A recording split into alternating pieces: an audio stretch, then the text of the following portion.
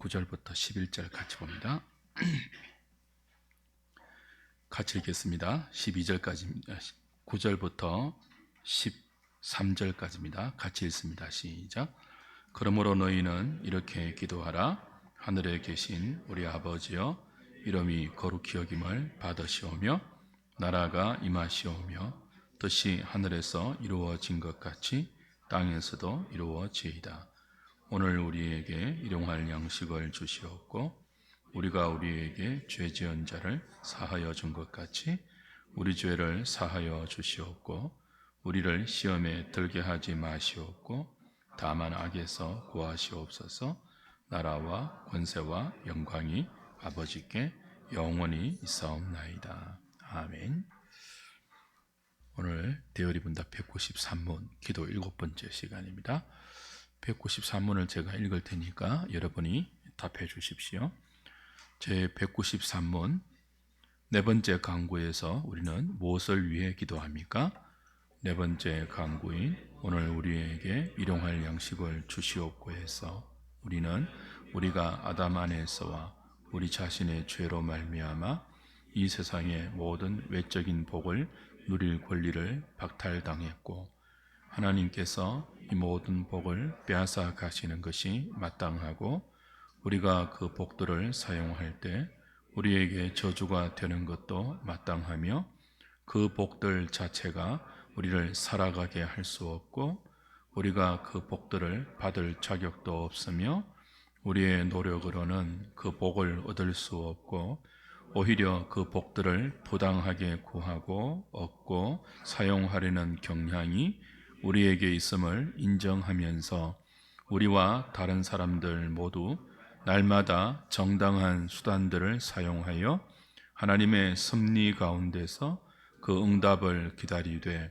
주시는 것은 하나님께서 거저 주시는 선물로 받고 하나님의 자애로운 지혜에 가장 알맞게 보이는 그 충분한 선물들을 누리기를 그리고 그 선물들을 거룩하고 충분하게 사용하여 그것들이 계속해서 우리에게 복이 되고 우리가 그 선물들에 만족하게 되기를 또 우리의 생애에서 평안을 누리며 사는데 반대되는 모든 것에서 우리를 지켜주시기를 위해서 기도합니다. 문장이 좀 길지만 하나씩 좀 생각을 해보겠습니다. 주기도문의 네 번째 강구는 몸통에서 우리를 위한 첫 번째 청원이기도 합니다. 주기도문의 구성이 머리말, 몸말, 맺은말로 되어 있었죠. 머리말은 하늘에 계신 우리 아버지였고 마지막 맺은말은요 나라와 권세와 영광이 아버지께 영원히 있사옵나이다라는 송령이에요. 그 중간에 몸통에 해당되는 주기도문은 6가지의 청원으로 구성되는데 그 6가지 가운데 앞에 3가지는 하나님을 위한 청원이에요. 우리가 이미 보았습니다. 이름과 그리고 나라와 뜻과 나라였고요. 나머지 3번째가 우리를 위한 청원인데 그 우리를 위한 청원의 첫 번째가 네 번째 강구 일용할 양식에 관한 청원입니다. 여기 양식은 단지 우리가 먹는 끼니 음식 정도가 아니라 성도로서 살아가는 데 필요한 모든 필요를 양식, 일용할 양식 그렇게 주님이 표현하셨습니다. 근데 우리가 일용할 양식을 구할 수 있는데 한 달치, 1년치, 평생 먹을 양식을 구하지 말고 오늘, 매일 그렇게 오늘, 매일 구하라고 하십니다. 여기에 이제 신앙의 중요한 그 핵심이 함축되어 있죠. 출애굽기를 보면 하나님께서 이스라엘 백성들을 출애굽시켰지 않습니까? 신약식으로 적용하면 구원을 베풀었다. 출애굽시키고 나서 바로 가나안으로 인도하지 않죠. 광야를 거칩니다. 광야에서 훈련을 시켜요. 그 훈련의 중요한 부분의 하나가 일용할 양식을 구하는 훈련입니다. 광야 40년 내내 양식으로 만나를 주셨지 않습니까? 그리고 그것이 지겹다고 불평할 때 메추라기를 주셨죠. 매일 주셨어요. 한 달치 쌓아서 주지 않고 일주일치 주지 않고 매일 구하도록 하셨죠. 한꺼번에 거두어서 쌓아두면 주시는 하나님도 편하고 거두는 이스라엘도 편할 건데 그렇게 하지 않고 매일 주시는 수고를 마다하지 않았습니다. 자기 백성들에게 매일 거두라고 합니다. 믿지 못하고 매일 주시는 하나님을 믿지 못하고 며칠치를 한꺼번에 거두어서 집안에 비축해 두면 다음날 아침 비축해 둔 그 만나가 썩어 먹지 못하게 되었죠. 40년 동안 그렇게 매일 일용할 양식을 구하는 훈련을 시켰습니다. 무슨 뜻이라고요? 하나님의 백성은 자기 백성을 먹여 살리시는 하나님을 믿고 그 하나님의 돌보심을 믿고 그 하나님의 돌보심이 아니면 하루도 살 수 없다는 자신을 인식하고 매일 하나님의 은혜를 구하라는, 그 하나님의 은혜를 의지하라는 그런 뜻이죠. 출애굽기 16장 한번 보십시오. 출애굽기 16장 1절부터 4절까지입니다. 해설의 2번인데요. 1절부터 4절까지 16장 1절부터 4절까지 이스라엘 자손의 온 회중이 엘림에서 떠나 엘림과 시내산 사이에 있는 신광야에 이르니 애굽에서 나온 후 둘째 달 15일이라. 이스라엘 자손 온 회중이 그 광야에서 모세와 아론을 원망하여 이스라엘 자손이 그들에게 이르되 우리가 애굽 땅에서 고기 가마 곁에 앉아 있던 때와 떡을 배불리 먹던 때에 여호와의 손에 죽었더라 하면 좋았을 것을 너희가 이 광야로 우리를 인도해내어 이 온 회중이 줄여 죽게 하는도다. 그때 여호와께서 모세에게 이르시되 보라 내가 너희를 위하여 하늘에서 양식을 비같이 내리리니 백성이 나가서 무엇을요? 일용할 것을 날마다 거둘 것이라. 이같이 하여 그들이 내 율법을 준행하나 아니하나 내가 뭐 한다고요? 시험하리라. 이 훈련을 40년 동안 받았어요. 가나안에서 하나님 백성으로 살기 위해서 꼭 필요한 것이 일용할 양식을 구하는 훈련입니다. 그리고 이 훈련과 연단은 너희들이 나를 믿나, 나를 믿고 내 율법을 준행하나 아니하나를 시험하는 훈련이기도 했습니다. 그러니까 우리가 하나님의 공급하심을 진실로 믿는다면 일용할 양식을 구하는 삶의 태도와 방식을 배워야 하고 하나님이 가르쳐 주신 그 방식으로 믿음으로 살아야 한다는 뜻이에요. 그 일용할 양식을 구하는 삶의 자세로 살지 않으면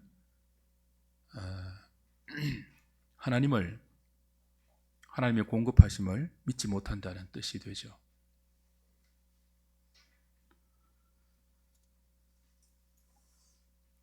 매일 주시라고 하는, 매일 구하라고 하는 하나님은 얼마든지 모든 것을 한꺼번에 많이 주실 수 있습니다. 그런데 그렇게 하지 아니하시고 굳이 우리를 시험하시면서 너희가 정말 나를 믿는지 아니 믿는지 일용할 양식을 구하는 그런 삶의 태도와 방식으로 한번 달아보겠다, 시험해보겠다, 그리고 그걸 훈련시키겠다. 이 훈련이 되어야 가나안에 들어가서 그렇게 하나님을 의지하며 살 수 있다는 거예요. 가나안에 들어가면 광야에서는 이 훈련이 비교적 쉬울 수 있습니다. 먹을 것을 찾을 수 없잖아요. 광야에는 먹을 것, 입을 것이 없잖아요. 그러니까 싫든 좋든 하나님만 뭐예요? 의지할 수밖에 없어요. 근데 가나안은 완전히 다른 그라운드 아닙니까?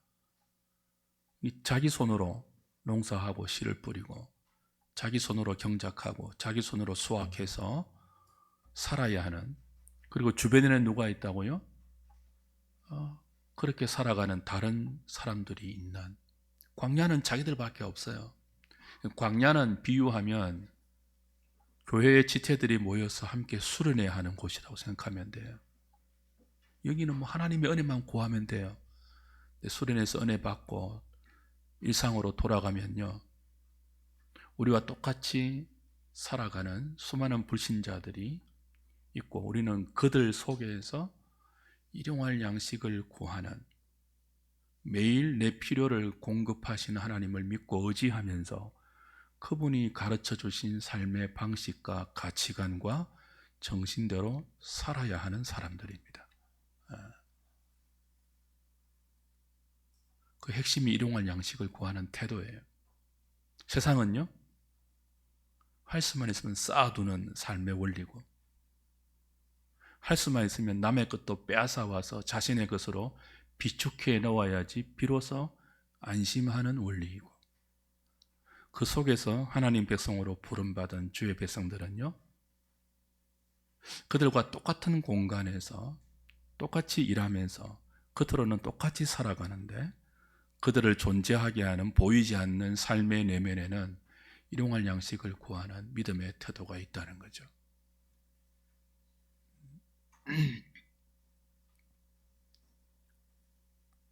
3번 보십시오. 만약 하나님께서 만나를 한꺼번에 주시면, 그래서 우리에게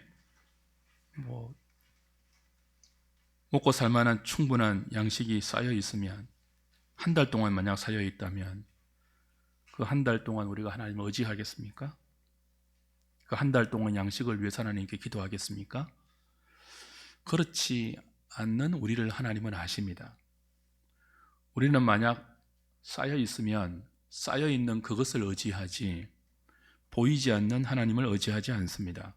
돈이 쌓여 있고 먹을 것이 쌓여 있고 자신을 지탱해 줄 만한 많은 눈에 보이는 힘들이 쌓여 있으면 그것을 의지하죠. 하나님을 진심으로 의지하지 않습니다. 그걸 아세요, 하나님께서. 그래서 매일 오늘 양식을 구하라. 그래서 매일 하나님을 찾고 구하고 의지하게 하십니다. 앞에 세 가지 하나님을 향한 청원, 하나님의 이름, 하나님의 나라, 하나님의 뜻을 이 땅에 나를 통해서 이루게 해 주십시오 라는 기도는 바로 이 일용할 양식을 구하는 믿음의 태도로부터 첫 발걸음을 떼내게 됩니다. 우리가 아버지의 이름이 거룩히 여김을 받게 해 주십시오. 나라가 임하게 해 주십시오. 아버지의 뜻이 하늘에서 이루어진 것처럼 나를 통해서 땅에서도 이루어지게 해 주십시오 라고 기도한다면, 그 기도를 이루는 실제적인 방안이 뭐라고요? 매일 일용할 양식을 구하고 살아라는 거예요.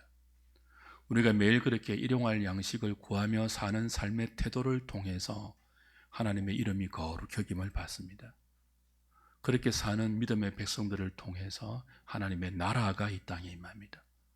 그렇게 사는 주의 백성들을 통해서 하나님의 뜻이 하늘에서 이루어진 것처럼 땅에서도 이루어집니다. 그러니 이 기도가 얼마나 중요합니까? 4번 보십시오. 왜 우리가 양식을 구해야 할까요? 양식을 먹는다는 것은 우리 안에 우리 스스로를 존재시켜줄 에너지와 힘과 그 무엇이 내재되어 있지 않다는 뜻이죠. 우리 매일 먹어야 살 수 있습니다. 세 끼를 먹어야 살 수 있습니다. 그죠? 먹는 것은 뭐예요? 외부에서부터 양식이 나에게 공급되는 거예요. 매일 먹어야 산다는 것은 매일 누군가가 나에게 존재할 수 있는 힘과 원천과 양식을 공급해 주어야 한다는 거죠. 그래서 한 끼 안 먹으면 배고파지는 자연의 순리는 우리가 어떤 존재인지를 가르쳐 주는 거죠. 먹을 때마다 생명의 유지가 나에게 있지 않고 다른 그 무엇에 있다는 사실을 우리는 확인합니다. 그런데 성도들은 나에게 먹을 것을 누가 주신다고 믿죠? 마실 것을 누가 주신다고요? 입을 것을 누가 주신다고요? 일용할 양식을 누가 주신다고요? 하나님이죠. 그 사실이 무엇인가 쌓여 있으면 먹을 것, 입을 것, 마실 것, 즐길 것이 쌓여 있으면 잊어버려요. 그 사실을. 이걸 누가 주시는지를 잊어버리고 특별히 열심히 살고 성실히 살고 치열하게 사는 사람일수록 잊어버릴 가능성이 많아요. 이걸 자신이 획득한다고 믿어요. 다른 사람과 경쟁해서 나의 능력과 유능함으로 내가 누리는 실력이라고 착각할 수 있어요. 그것을 깨트리는 기도가 네 번째 청원, 일용할 양식을 구하는 기도입니다. 그러므로 우리는 5번입니다. 일용할 양식을 위해서 하나님께 기도할 때마다 아담 안에서와 우리 자신의 죄로 인해서 세상의 모든 외적인 복, 일용할 양식이 대변하고 있는 모든 외적인 복을 누릴 권리를 상실했으며 마땅한 것은 하나님께서 우리에게 이 모든 복을 완전히 박탈하는 것이 마땅하며 우리가 그 복들을 사용할 때 오히려 우리에게 그것이 저주가 되는 것이 마땅하며 일용할 양식이 대변하는 그 모든 복들 자체가 우리를 유지할 수 없으며 우리가 그 복들을 받을 자격이 없다는 사실, 그리고 우리의 노력으로 그 복들을 획득할 수 없다는 사실을 인정해야 합니다. 이 네 번째 기도, 일용할 양식을 위한 기도를 하면서 이와 같은 사실을 배우고 깨우치고 인정하게 된다는 거죠. 이걸 배우지 않으면 어떻게 됩니까? 이런 기도하면서도 교만에 빠지게 됩니다. 내 힘과 노력으로 내가 먹고 마시고 살아가는 모든 것들을 내가 얻고 내가 누리기에 이것을 내 것이라고 주장할 만한 충분한 이유가 있다. 그렇게 교만에 빠지게 될 수 있는 거죠. 6번 같이 한번 읽어보겠습니다. 시작. 일용할 양식을 달라는 기도는 우리가 누구인지를 확인시키는 기도입니다. 앞에 세 청원이 우리의 기도를 들으시는 하나님의 하나님됨을 확인시키는 기도였다면 뒷부분은 기도하는 우리의 우리됨, 하나님의 은혜 없이는 한순간도 살아갈 수 없는 연약한 인생됨을 자각시키는 기도입니다. 성실히 살고 열심히 살아도 우리가 먹고 살아가는 원인은 우리의 수고와 열심이 아닙니다. 원인은 오직 하나님께 있습니다. 하나님께서 우리를 먹게 하시고 마시게 하시고 살아가게 하십니다. 네 번째 간구는 이 사실을 일깨워 나의 능력과 나의 열심과 수고와 재주를 믿지 않고 매일 일용할 양식을 주시는 하나님을 믿고 의지하는 자리로 이끌어 갑니다. 그리고 우리가 매일 살아가면서 누리는 모든 생존의 조건들이 전적으로 하나님으로부터 주어지는 은혜의 선물임을 고백하고 그 복을 받을 자격이 없는 우리에게 베푸시는 하나님의 긍휼히 여기심의 결과임을 확인하고 감사의 마음을 다시 새기게 합니다. 그 일용할 양식을 달라는 기도를 매일 하는 사람만이 주어진 모든 것들에 대해서 감사할 수 있습니다. 이것들을 누가 주시는지를 이 기도를 하면서 우리가 확인받고 깨닫고 인식해서 그걸 감사로 하나님께 올려드리고 감사하는 마음으로 그것들을 사용할 수 있다는 거죠. 7번입니다. 만물보다 심히 부패하고 거짓된 것이 사람의 마음이지 않습니까? 우리의 마음은요, 미련함과 어리석음과 온갖 악한 것들로 가득 차 있어서 날마다 일용할 양식에 대해서 배우고 확인하지 않으면 금방 불법적인 방법으로 우리의 필요를 채우려 합니다. 그리고 하나님께서 기뻐하지 않는 방식으로 그것들을 사용하게 되죠. 그러므로 성도는 네 번째 간구를 통해서 우리의 필요를 위해 불법적인 방법을 동원하지 않을 것을 배웁니다. 자기 손으로 수고해서 선한 일을 하는데 최선의 노력을 다해야 함을 이 네 번째 기도를 하면서 배우죠. 하나님께서 우리에게 일용할 양식을 공급하실 때 광야에서는 초자연적으로 공급했습니다. 그런데 가나안에 들어가면요, 자연적인 방식으로 공급해요. 자기 손으로 농사 짓게 해요. 우리가 직장에 들어가게 해요. 일하게 하세요. 장사하게 하시고 사업하게 하세요. 근데 그 모든 것들을 불법적으로 하지 않고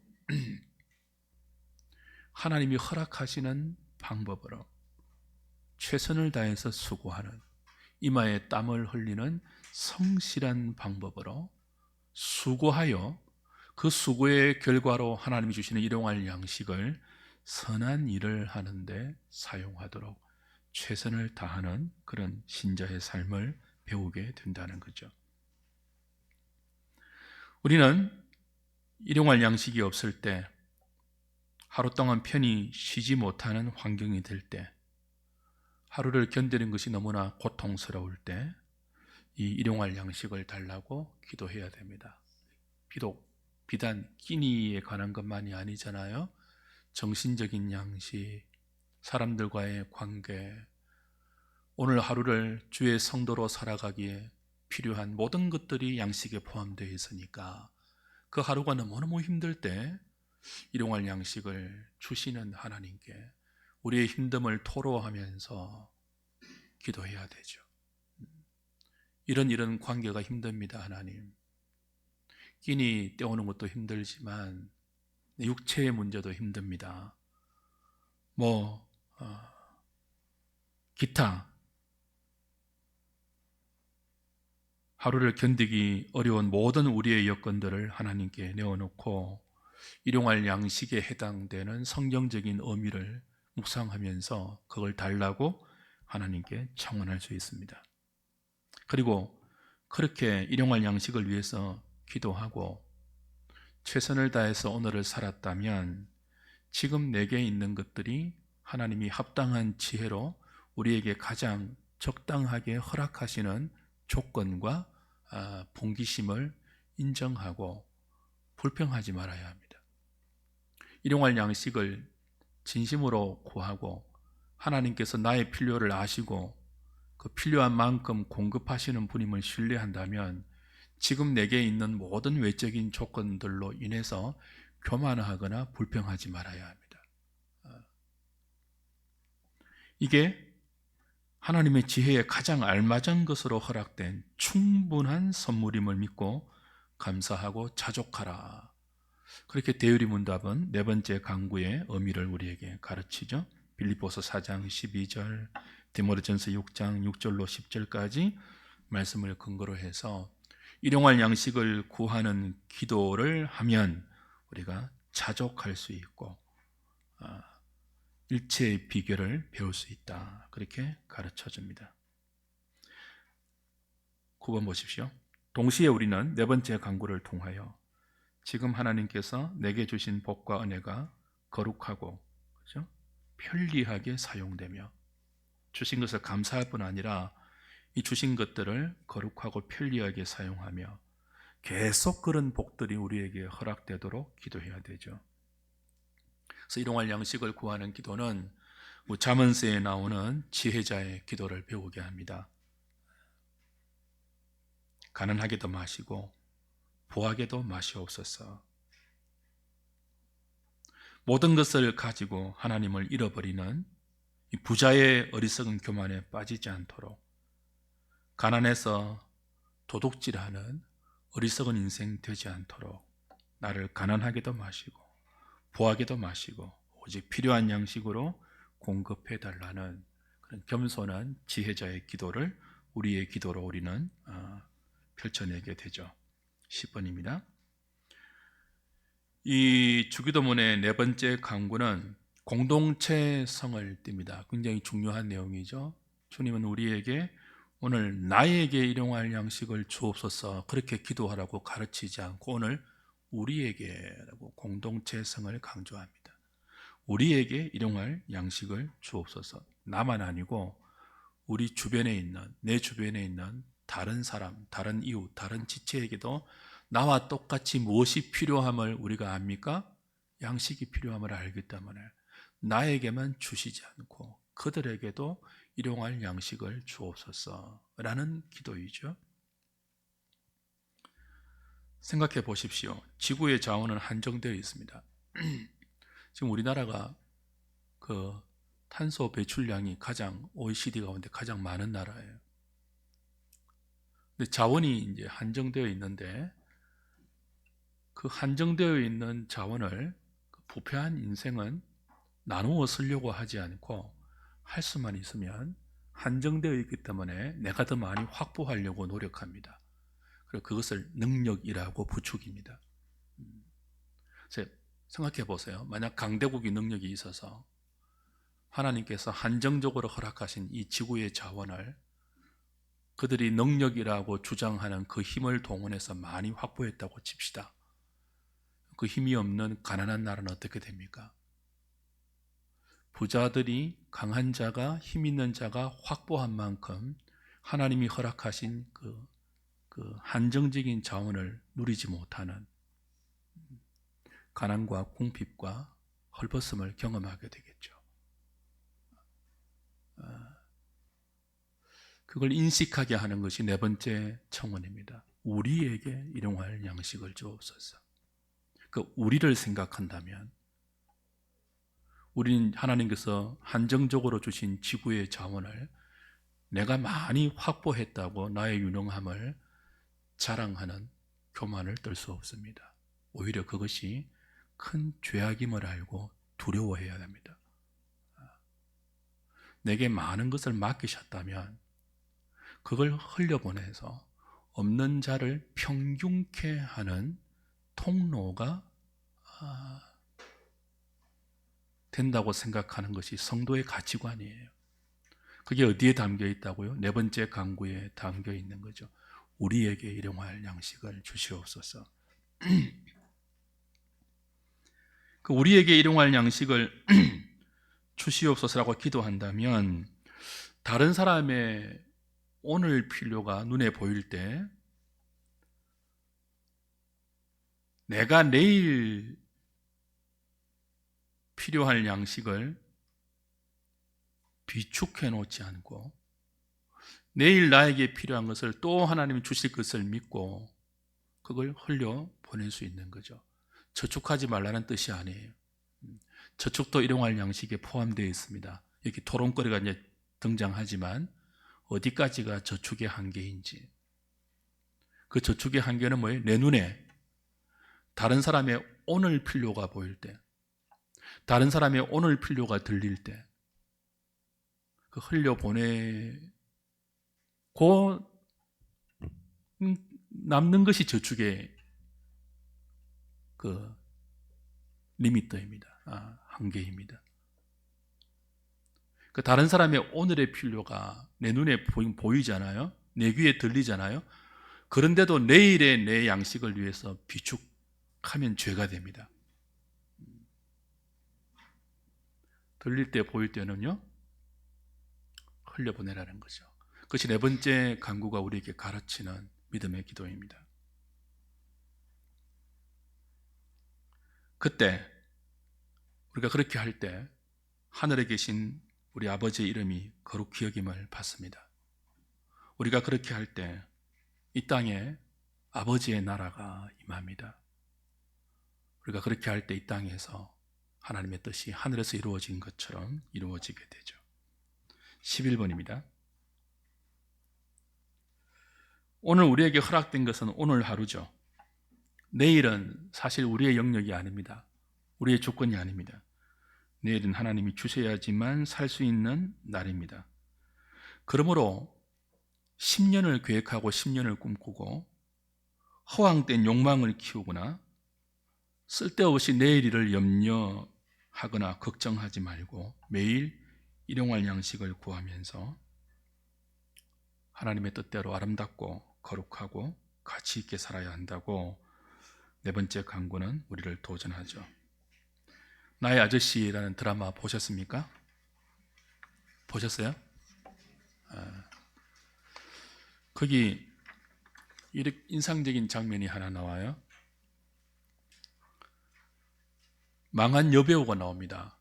도무지 연기가 안 되어서 여배우로 실패한 사람이 연기가 안 된다고 자신의 연기를 책망한 감독이 망한 것을 보고 자신을 막 꾸짖어. 네가 그러고도 배우냐? 왜 그렇게 연기를 못하냐? 더 노력해라 라고 막 꾸짖던 그 감독이 망하고 청소 대행업을 하는 것을 봅니다. 그리고 이런 말을 해요. 다운표로 해놨습니다. 잘난 척하는 인간들로 박을대는 세상, 너무 지겹다. 난 잘난 게 하나도 없어서 더 죽을 것 같아. 이제 이 여배우가 제 기억으로는 그 감독 만나고 나서 한 이야기예요. 인간이 잘난 척 할 수 있는 게 하나도 없는 세상이 오면, 잘난 척 할 필요도 없는 세상이 오면 얼마나 자유로울까요? 인간은요, 평생을 망가질까봐 두려워하면서 살아요. 전 그랬던 것 같아요. 처음엔 나를 망가지게 한 감독님이 망해서 정말 좋았는데, 나중에는 망한 감독님이 아무렇지 않아 보여서 더 좋았어요. 망해도 괜찮은 거였구나. 망하는 것 아무것도 아니었구나. 망가져도 행복할 수 있구나.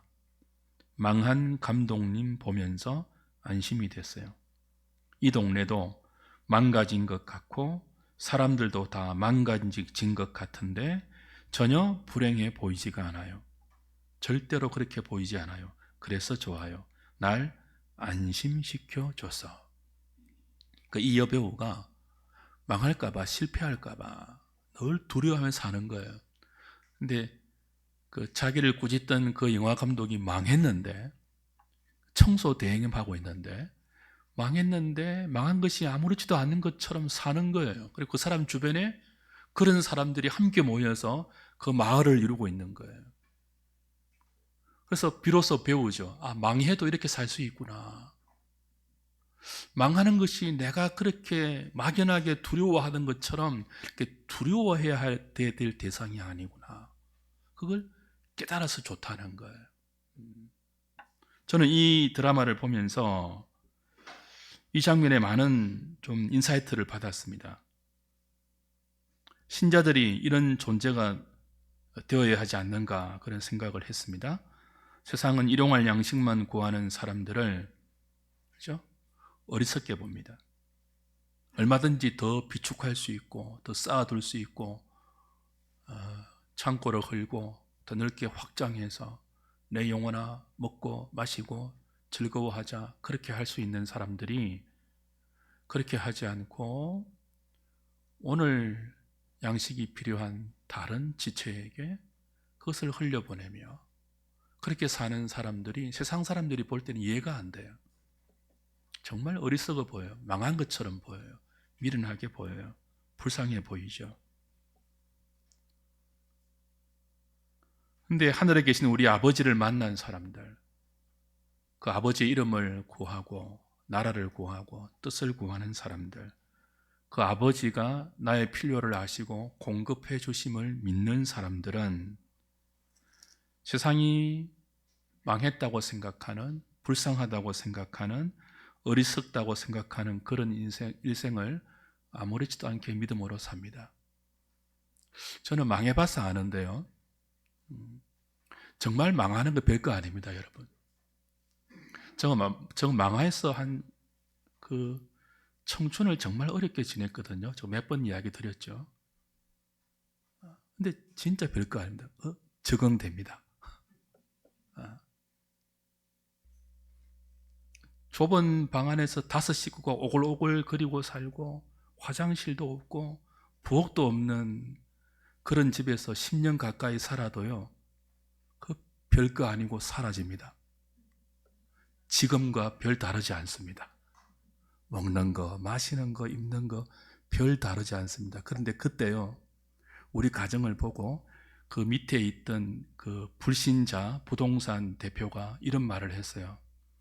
당신들을 보니까 하나님 있는 것 같다고. 참 아이러니예요. 지금 제보고, 제가 목사 아닙니까? 목사님 보니까 하나님 계신 것 같습니다. 이런 소리 아무도 못 들어봤습니다. 근데 그때 정말 싫었거든요, 그게.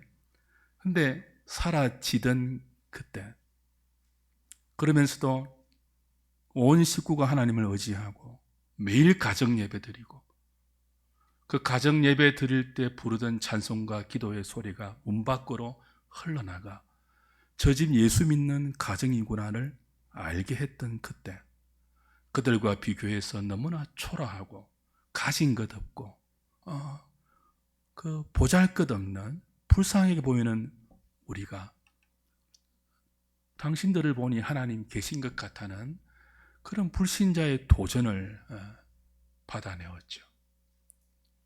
그렇게 사는 사람들이 성도 아닙니까? 그러니까 망하는 것들을 두려워하지 마십시오. 제가 목회할 때 하나 꼭 고집하는 거 있습니다. 어떻게 보면 여러분이 좀 이해가 안 되는 부분이 있는데요. 한 사람의 성도가 떠날 때 가장 가슴 아픈 사람이 누구겠습니까? 저죠. 며칠을 잠을 못 잡니다. 너무 가슴이 아파요. 근데 모든 사람이 떠나다 할지라도 하나님을 이 교회에 떠나게 해서는 안 된다. 모든 사람과의 관계가 서먹서먹해지고 불편해져도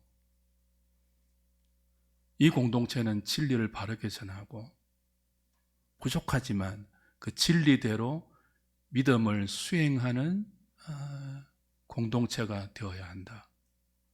그걸 미련하게 고집부립니다. 여러분, 저와 친하게 지내려고 하지 마세요. 교회는 목사하고 성도가 막 친하게 지내면서 그 관계의 두터워짐을 통해서 뭔가 아름다운 공동체를 꾸미는 그런 기관이 아니에요. 목사는 여러분과 친하기 위해서 부름받은 직분이 아니고요. 말씀과 기도에 전무하면서 성경을 통하여 진리의 보고를 캐고 그걸 해석해서 적용하고 최선을 다해서 성실하게 여러분에게 전하고 가르쳐야 하는 직분이어서 여러분과 친하게 지낼 시간이 사실은 없다고요. 그러니까 여러분과 안 놀아준다고 제발 불평하지 마세요. 여러분끼리 노시라고요.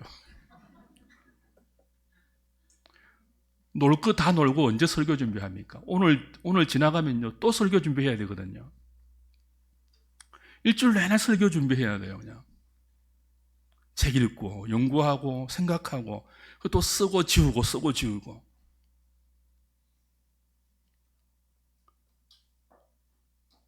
우리가 그렇습니다. 이 세상에서 일용할 양식을 구하면서 살 때 세상 재미 다 보고 세상 사람 누리는 거 다 누리고 그들이 걱정 안 하는 것처럼 막 쌓아두어야 걱정 안 하는 그런 삶을 똑같이 살면서 그 성공을 위하여 주의 이름을 부른다면 우리를 통해서 하나님 아버지의 이름은 거룩히 여김을 받는 일이 일어나지 않습니다. 망하는 것을 두려워하지 마시고 실패하고 늦게 가는 것을 두려워하지 마시고 일용할 양식을 구하는 삶을 믿음으로 살아보십시오. 그때 우리 교회는 하나님의 나라를 표방하는 거룩한 공동체로 자라게 될 것입니다.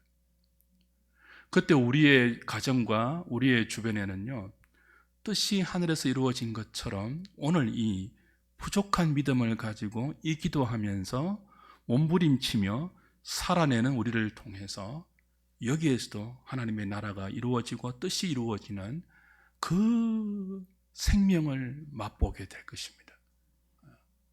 그것이 주기도문의 네 번째 간구가 우리에게 도전하는 참 중요한 도전이죠. 이 사명, 이 역할 잘 감당하면서 선하신 하나님의 동행하심을 누리는 우리 하늘 식구들 다 되시기를 주님의 이름으로 부탁드립니다. 393장 찬송합니다.